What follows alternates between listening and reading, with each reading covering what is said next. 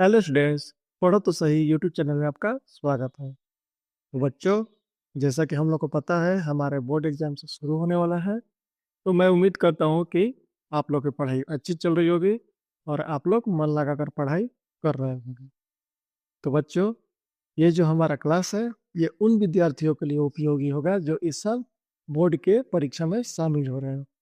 और ये क्लास आप लोग के लिए कितना उपयोगी होगा ये आप लोग को तब पता चलेगा जब आप लोग परीक्षा हॉल में बैठ के प्रश्न पत्र देख रहे होंगे। तो चलिए बच्चों, इसी के साथ हम लोग आज का क्लास शुरू करते हैं। तो शुरू करते हैं बच्चों क्वेश्चन नंबर 1 से। एक पासे को उछालने पर अभाज्य संख्या प्राप्त होने की प्रायिकता।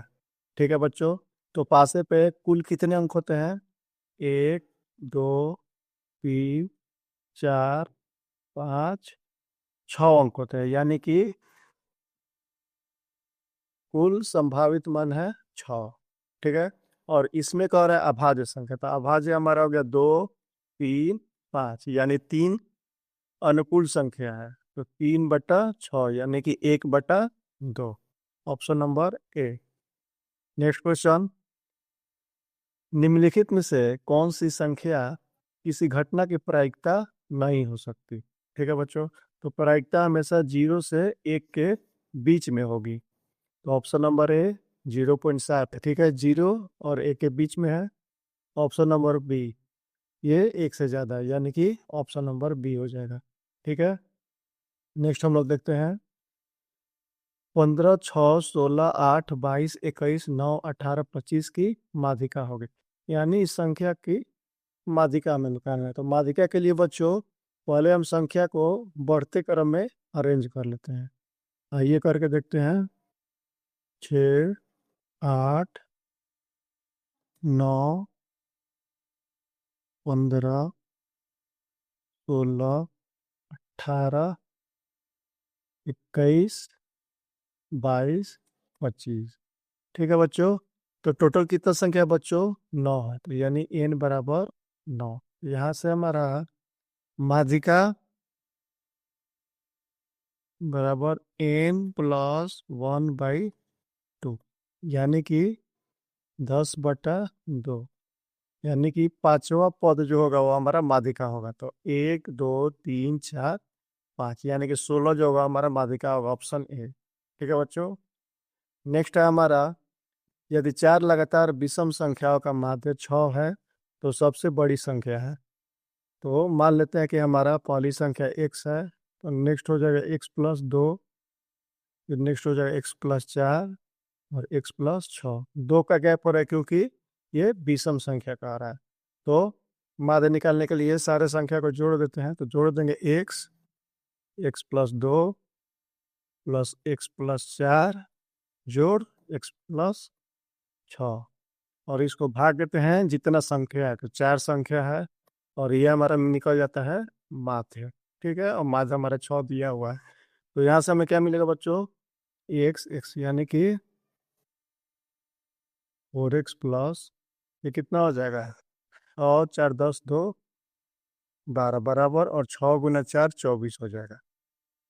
यहाँ से x बराबर, ये इधर जाएगा तो 12 और 4 भाग में आएगा तो 4, यानी कि x हमारा 3 आ गया। तो सबसे बड़ी संख्या कौन बनेगी? x+6 बनेगी। ठीक है, तो x हमारा 3 है और प्लस में 6, 9, ऑप्शन नंबर बी। ठीक है बच्चों, नेक्स्ट देखते हैं। सूत्र में बहुलक की गणना सूत्र में बहुलक की गणना करने के लिए वर्गों की लंबाई होनी चाहिए। तो सूत्र में बहुलक की गणना करने के लिए वर्गों की लंबाई बच्चों समान होनी चाहिए। ठीक है, कभी भी समान होना अनिवार्य है। नेक्स्ट देखते हैं। एक शंकु के आधार का व्यास 10 सेंटीमीटर है और ऊंचाई 12 सेंटीमीटर है, तो शंकु का आयतन क्या होगा? तो शंकु के आयतन का फॉर्मूला बच्चों 1/3 पाई r² h। यहाँ से निकल के आ जाएगा 1/3 पाई × r²। व्यास 10 है तो त्रिज्या 5 हो जाएगी, 5 गुना 5 गुना ऊंचाई हमें 12 दिया है, और पाई का मान ऐसे ही छोड़ देंगे क्योंकि ऑप्शन में सारा पाई। ये 3 से 4 बार में कट जाएगा, 5 5 ये 25 हो जाएगा, 2500 का 100 पेन। ठीक है, ऑप्शन नंबर सी। नेक्स्ट देखते हैं। एक 8 सेंटीमीटर त्रिज्या के शीशे के ठोस गोले से 1 सेंटीमीटर त्रिज्या के कितने ठोस गोले बनाए जा सकते हैं। ठीक है, तो ऐसा क्वेश्चन है बच्चों, तो सीधा हम लोग त्रिज्या के घन को भाग देते हैं। जैसे मान लेते हैं पहले त्रिज्या आर था, बड़ा आर था, और बाद में जो गोला बनेगा उसका त्रिज्या छोटा आर हुआ। ठीक है, तो ऊपर वाले का त्रिज्या हमारा 8 गुना 8 गुना 8, पहले वाले का, और बाद में जो त्रिज्या ये गोला बने उसका त्रिज्या 1 गुना 1 गुना 1। यहाँ से हमारा 512 आ जाएगा। ठीक है बच्चों, ऑप्शन नंबर बी। नेक्स्ट देखते हैं। एक अर्धवृत्त जिसकी त्रिज्या 3r है, उसकी परिमिति होगी। ठीक है, त्रिज्या हमें 3r दिया हुआ है, तो अर्धवृत्त की हम परिमिति देखेंगे क्या होता है बच्चों, पाई r प्लस 2r। तो यहाँ से पाई और r का वैल्यू दिया है 3r प्लस 2 × 3r। यहाँ से बनेगा 3 पाई r प्लस 6r। है कोई option? 3 pi r plus 6r, option number B. Next करेंगे। नेक्स्ट हमारा दिए गए चित्र में ओ वृत्त के केंद्र है तथा एंगल BAC 60 डिग्री है, तो OBC ज्ञात करें। ये वृत्त में O जो है वृत्त का केंद्र है। ठीक है बच्चों, और BAC 60 है, यानी कि ये वाला कोण हमें 60 डिग्री दिया हुआ है। ठीक है, तो एक बात आप लोग को पता होगा बच्चों की अगर कोण सर्किल पर भी बने यानी वृत्त पर भी बने और केंद्र पर भी बने, तो जो केंद्र पर कोण बनेगा वो वृत्त पर बने कोण का दोगुना होगा, यानी कि ये 60 है तो ये 120 का हो जाएगा। ठीक है बच्चों, अब हम त्रिभुज OBC में देखे हैं, त्रिभुज OBC, इसमें OB बराबर होगा OC के, क्योंकि ये दोनों त्रिज्या है। ठीक है, तो जब भुजा बराबर होगा तो सामने का कोण भी बराबर हो जाएगा।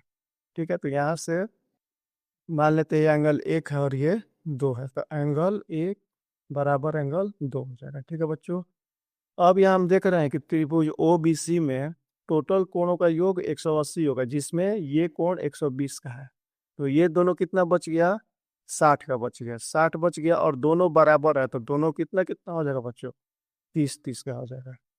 ठीक है, तो एंगल OBC के बारे में बात किया था, यानी ये 30 डिग्री होगा, ऑप्शन डी। ठीक है बच्चों, नेक्स्ट देखते हैं।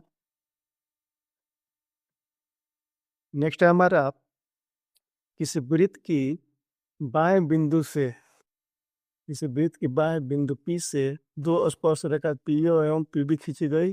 यदि PA 5 सेंटीमीटर तो PB की लंबाई बताएं। ठीक है बच्चों, आइए देखते हैं।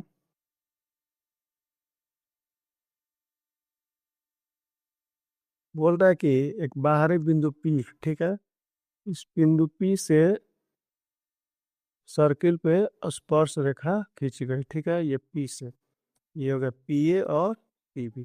तो PA का लंबाई अगर बोल रहा है 5 है, तो PB की लंबाई क्या होगी, तो ये भी बच्चों 5 होगा। बाहरी बिंदु से अगर वृत्त पर दो स्पर्श रेखा हम खींचते हैं तो दोनों स्पर्श रेखा आपस में बराबर होते हैं, तो ऑप्शन नंबर बी। ठीक है बच्चों, देखते हैं। 8 sec square theta minus 8 tan square theta बराबर क्या होगा, तो यहाँ से 8 कॉमन हमें दिख रहा है, और यहाँ हो जाएगा sec square theta minus tan square theta, और sec square theta minus tan square theta का वैल्यू बच्चों होता है 1। ठीक है, तो यहाँ से 8 बनेगा, ऑप्शन नंबर सी। आइए नेक्स्ट देखते हैं। एक असंभव घटना की प्रायिकता क्या होती है। ठीक है बच्चों, एक असंभव घटना की प्रायिकता 0 होती है, और निश्चित प्रायिकता की बात करें तो निश्चित प्रायिकता हमें 1 देखने को मिलती है। ठीक है बच्चों, और असंभव की बात करेगा तो 0, और निश्चित प्रायिकता की बात करेगा तो 1। ठीक है, नेक्स्ट देखते हैं। एक पासे की एक फेंक में 2 नहीं आने की प्रायिकता क्या है। ठीक है बच्चों, एक पासा हम लोग फेंकेंगे तो क्या क्या संभावना रहता है, 6 संख्या आने की संभावना रहता है, और उसमें कह रहा है कि दो नहीं आए, तो दो को छोड़ के बाकी सारा आ सकता है, यानी कि टोटल 6 है और दो को छोड़ के बाकी सारा आ सकता है, यानी 5 संख्या आ सकता है। ये बन गया हमारा 5/6, ऑप्शन नंबर सी। ठीक है बच्चों, अब हमारा है क्वेश्चन नंबर 14। वर्ग अंतराल 130 और 150 का वर्ग चिन्ह है, क्या करेंगे? वर्ग चिन्ह पूछ रहे तो दोनों को जोड़ के 130 प्लस 150 बट्टे में, तो यानी सी 280/2 140, ऑप्शन सी। ठीक है बच्चों, नेक्स्ट देखते हैं। दो बेलूनों की त्रिज्या का अनुपात 1:2 है तथा उसकी ऊंचाइयों का अनुपात 5:3 है, तो उनकी आयतनों का अनुपात ज्ञात कीजिए। तो मान लेते हैं पहले जो बेलन है, पहला बेलन उसका πr²h, और दूसरा जो है उसका वॉल्यूम हो गया πr²h। एक बड़ा आर बड़ा एच, ये छोटा आर छोटा एच। ठीक है, यहाँ से पाई गुना इसका रेडियस कितना है बच्चों? 1 गुना 1, और गुना इसका जो ऊंचाई है 5 है, बट्टा में पाई गुना इसके त्रिज्या 2, तो 2 गुना और इसका ऊंचाई 3। यहाँ से खत्म, यहाँ से 5:3, 3 6 12, 5:12। ठीक है बच्चों, ऑप्शन सी। आइए नेक्स्ट देखते हैं। यदि किसी घन का आयतन 125 है तो घन के किनारा एवं घन के विकर्ण का अनुपात क्या होगा? तो बच्चों आयतन दिया हुआ है तो हमें घन की भुजा यानी किनारा और विकर्ण निकालना होगा। तो मान लेते हैं भुजा ए है, ठीक है, तो घन का आयतन क्या होता है? 1 की, और ये 125 दिया हुआ है। ठीक है बच्चों, तो ए बराबर हमारा 5 आ गया, यानी भुजा 5 आ गया। अब किसी घन की भुजा अगर ए है तो उसका विकर्ण क्या होता है? √3a। ठीक है बच्चों, तो यहाँ से हमारा भुजा निकल गया 5, और विकर्ण से हमारा सॉरी, और यहाँ से हमारा विकर्ण निकल जाएगा √3 गुना भुजा, भुजा हमारा 5 है। ठीक है बच्चों, ये खत्म, यहाँ से अनुपात आ जाएगा 1:5, ऑप्शन ए। ठीक है बच्चों, आगे देखते हैं। त्रिज्या आर वाले वृत्त के उस त्रिज्या खंड का क्षेत्रफल जिसका कोण पी है, यदि निम्नलिखित में से कोण पी है, निम्नलिखित में से कौन है? ठीक है बच्चों, तो त्रिज्या खंड का क्षेत्रफल क्या आता है? θ/360 और गुना πr²। और यहाँ पे कोण दिया हुआ है पी, यानी कि थीटा की जगह क्या आ जाएगा? p/360 गुना πr²। ऑप्शन है कोई? ए नहीं है, बी नहीं है, सी नहीं है, डी। हाँ डी देखिए, यहाँ फंसाने के लिए ऑप्शन डी दिया हुआ है कि यहाँ 2 है, 2 से ये कट जाएगा तो 360 आ जाएगा, तो ये वहीं बन जाएगा p/360 गुना πr²। ठीक है, तो ऑप्शन डी। प्रश्न संख्या 18।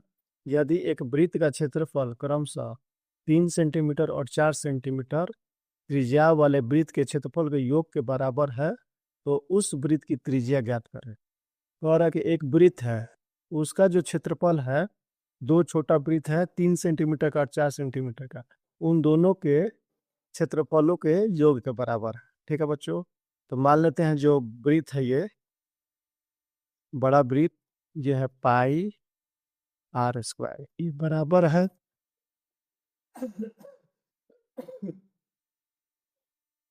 ये बराबर है πr1² प्लस πr2²। इसको हम r1 मान लिए, इसको r2 मान लिए, तो यहाँ से क्या बनेगा? πr1² plus r2²। ठीक है बच्चों, ये देखते हैं। πr² बराबर पाई कॉमन है हमारा, r1 का स्क्वायर यानी 3 का स्क्वायर 9, और R2 का स्क्वायर यानी 4 का स्क्वायर 16। यहाँ से पाई पे कट जाएगा, आर स्क्वायर बराबर 25। यहाँ से आर हमारा आ गया 5 सेंटीमीटर। ठीक है बच्चों, ऑप्शन सी। नेक्स्ट करते हैं, दो भिन्न त्रिज्या वाले वृत्त हमेशा होते हैं, यानी कि दो भिन्न त्रिज्या का वृत्त हमेशा क्या होगा। तो देख लो बच्चों,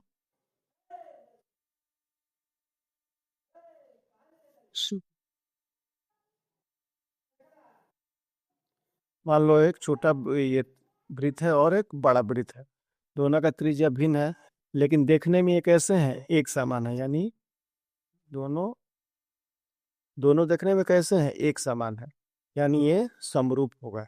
सर्वांशम नहीं होगा, क्योंकि त्रिज्या अगर अलग है तो दोनों का आकार अलग अलग होगा। ठीक है बच्चों, दोनों का माप अलग अलग होगा, तो इसीलिए ये समरूप होगा। नेक्स्ट देखते हैं, एक 6 मीटर ऊंचे खंभे की पृथ्वी पर छाया दो रूट एक 6 मीटर ऊंचे खंभे की पृथ्वी पर छाया 2√3 मीटर लंबी है, तो सूर्य का उन्नयन कोण बताएं। चलिए बच्चों देखते हैं।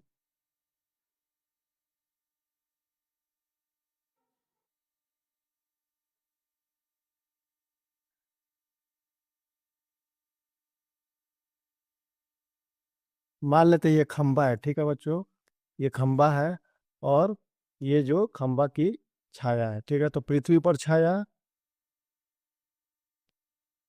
2√3 मीटर है और खंबा की ऊंचाई 6 मीटर है।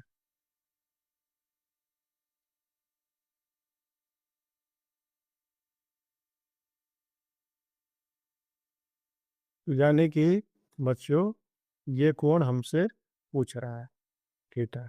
तो मान लो ये tan थीटा अगर है तो tan थीटा बराबर क्या होता है बच्चों, पी। पी हमारा 6 है बटे बी, 2√3। तो यहाँ से 3 बार में, और ये हो जाएगा √3, यानी tan थीटा बराबर √3। और tan थीटा √3 कितना डिग्री पे होता है, 60 डिग्री पे। ठीक है बच्चों, तो आप लोग ये जो मान है सारा याद करके आप लोग जाइएगा परीक्षा में। ठीक है, नेक्स्ट देखते हैं, tan π/2 का मान। tan पाई, पाई यानी 180 बटे 2, यानी कि tan 90 डिग्री का मान है। tan 90 डिग्री अपरिभाषित होता है बच्चों, ठीक है। ये आप लोग को बुक में मिल जाएगा चार्ट, वहां से आप लोग ये सब सारा का मान याद कर लीजिएगा। Option number D. ठीक है बच्चों, नेक्स्ट हम करते हैं, क्वेश्चन नंबर 22 है हमारा, एक थैले में 7 लाल, 8 हरा और 5 सफेद गेंदें हैं। एक गेंद या तिरछिया निकाला जाता है, इसके न लाल न सफेद होने की प्रायिकता है। मतलब कि एक गेंद अगर हम निकालते हैं तो न लाल हो न सफेद हो, वो बस हरा होना चाहिए। तो हरा गेंदे कितने हैं बच्चों, 8 हैं। और टोटल कितने गेंदे हैं, 7, 5, 12, 8, 20। ठीक है बच्चों, इसको काटेंगे तो 4 से ये 2 बार में और 4 से ये 5 बार में, यानी कि 2/5 होगा, ऑप्शन सी। ठीक है बच्चों, नेक्स्ट हम लोग करते हैं, यदि किसी बारंबारता सारणी का माध्य 27 एवं माध्यिका 33 हो तो बहुलक क्या होगा। ठीक है बच्चों, माध्य दिया है और माध्यिका दिया है, बहुलक पूछ रहा है। इसका फॉर्मूला होता है 3 माध्यिका -2 माध्य बराबर बहुलक। ठीक है, तो यहाँ से 3 गुना माध्यिका है 33 -2 गुना माध्य है 27, तो ये हो गया 99 -54। तो यहाँ से क्या आ जाएगा बच्चों, क्या, और ये यानी कि 45, ऑप्शन सी 45 हमारा बहुलक हो जाएगा। ठीक है बच्चों, नेक्स्ट देखते हैं हम लोग, संचयी बारंबारता सारणी निम्न में से किसके निर्धारण में उपयोगी होता है। संचयी बारंबारता सारणी, ये बच्चों माध्यिका को ज्ञात करने में ये उपयोगी होता है। ठीक है बच्चों, माध्यिका संचयी बारंबारता सारणी होता है वो माध्यिका को निकालने में उपयोगी होता है। ठीक है, आइए नेक्स्ट देखते हैं। यदि x plus 2, 2x plus 3, 4x plus 5 तथा 5x प्लस 2 का माध्य 18 है तो x का मान ज्ञात करें। तो माध्य कैसे निकलता है बच्चों? सारे अंक को जोड़ के और जितना अंक उतना से भाग कर देंगे। तो यहाँ से बच्चों x का है, सारे को जोड़ेंगे, x plus 2 plus 2x plus 3 plus 4x plus 5 plus 5x plus 2, और इसको डिवाइड कर देंगे। कितना अंक है? 4 अंक है, 4। अब बराबर हमारा माध्य 18 दिया हुआ है। यहाँ से क्या बनेगा? 2x, 3x और 7x, 12x, 12x प्लस 3 2 5 और ये 3 2 5 5 10 तो 12, और बराबर हो जाएगा 18 गुना 4, 72। ठीक है बच्चों, और यहाँ से 12x बराबर, ये 12 प्लस में इधर रहेगा तो माइनस में, 72 माइनस 12, तो यहाँ से x हमारा 60/12 यानी कि 5। ठीक है बच्चों, 5 हमारा x हो जाएगा, ए 25 का ए। ठीक है, 5। तो देर किस बात की, अभी हमारे चैनल पढ़ो तो सही को सब्सक्राइब करें और हाँ, बेल आइकन जरूर दबाएं लेटेस्ट अपडेट्स के लिए।